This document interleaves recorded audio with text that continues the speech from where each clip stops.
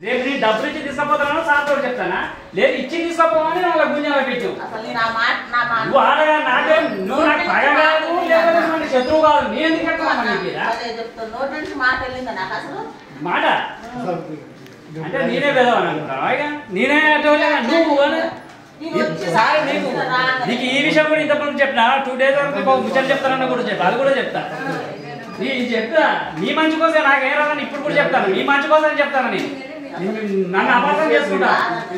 నువ్వు ఏం చెప్పాలి లాస్ట్ విషయం నీ ఉద్యోగం కాపాడుకోమని చెప్పాను ఇంతకంటే ఎక్కువ ఏం చెప్పాను నీ పొట్ట నీ కొట్టాను నీ పొట్ట నీ కొట్టాను ఇంతకంటే ఎక్కువ ఏం చెప్పాను నీ పొట్ట నీ కొట్టాను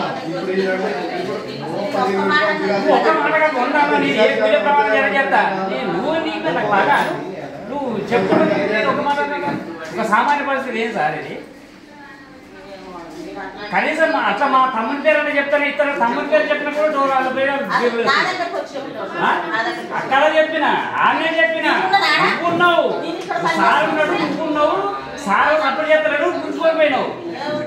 భలే మాట్లాడతారు అంటే ఎట్లా మాట్లాడాలి ఏం అడగలేదు నేనే నాకు దాసుకోమని చెప్పిన నాకు వద్దని చెప్పాను చెప్పనా రిసీవ్ తర్వాత ఎవరికి ఇవ్వాలి పేపర్లు మరి ఎందుకు లోపల పెట్టినావు ఎందుకు పోతాడు బయటికి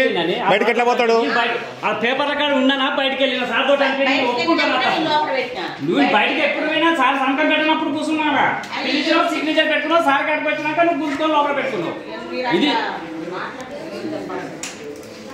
సలువు మల్లయ్య నాది కొమలవంచ పోలియో పానీల గురించి గత 4 రోజుల కింద అప్లై చేసుకుంటే ఫోన్ చేసి పోలియో పానీ రెడీ అయితే తీసుకుపోదురా అంటే ఈరోజు వచ్చినాక ప్రింటర్ ఖరాబ్ అయింది పేపర్ బయట తీసుకోమంటే బయటకు పోయి తీసుకున్న తర్వాత ఇలా